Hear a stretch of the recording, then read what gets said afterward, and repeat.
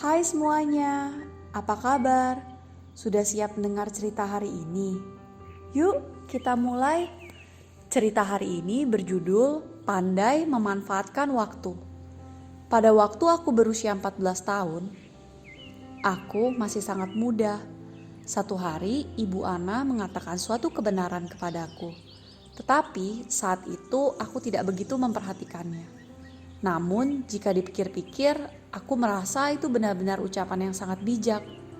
Karena aku mendapatkan manfaat yang tidak dapat diukur darinya. Ibu Ana merupakan guru pianoku.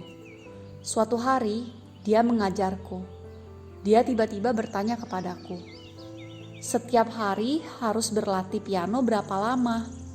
Aku menjawab, "Kurang lebih 3-4 jam." "Apakah setiap kali kamu berlatih selalu dalam waktu yang sangat lama seperti itu? Apakah kamu memiliki waktu selama 1-4 jam tanpa melakukan apapun?" Menurutku lebih baik kamu tidak berlatih dengan cara seperti itu. Setelah kamu dewasa nanti, setiap hari kamu tidak akan memiliki waktu luang selama itu. Kamu bisa membuatnya menjadi kebiasaan. Ketika ada waktu beberapa menit sekali, berlatihlah. Contohnya, sebelum kamu berangkat sekolah atau setelah makan siang, atau saat istirahat kerja.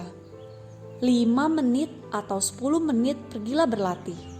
Bagilah waktu latihan di sepanjang hari, sehingga bermain piano akan menjadi bagian keseharianmu.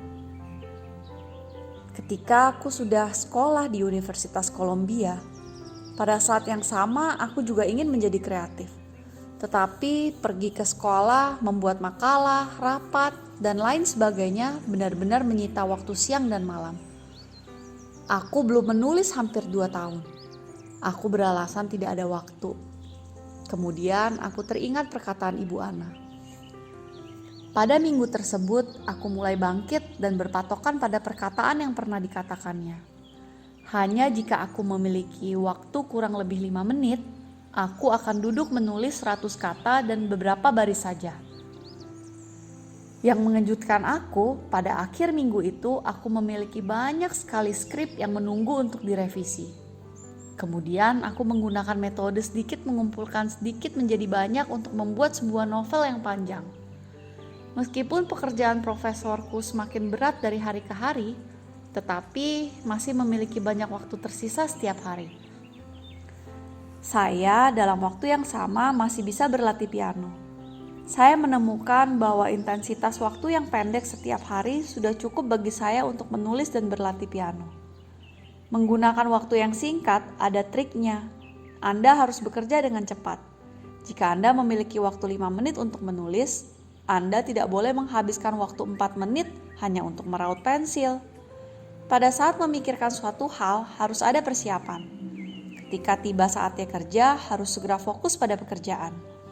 Kekuatan otak berkonsentrasi pada kecepatan informasi. Jadi, tidak sesulit yang dipikirkan kebanyakan orang.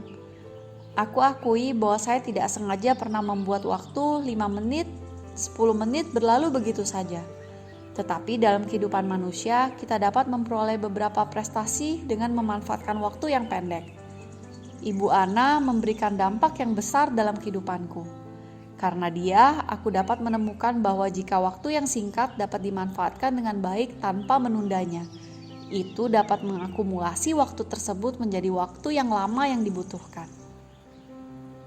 Nah, dari cerita ini, kita tahu sukses selalu menjadi milik mereka yang pandai memanfaatkan waktu adik-adik, yang dapat menjadi tuan bagi waktunya. Jika kalian dapat menghargai dan memanfaatkan waktu, menjadikannya sebuah kebiasaan, dan dapat bertahan selama waktu yang lama.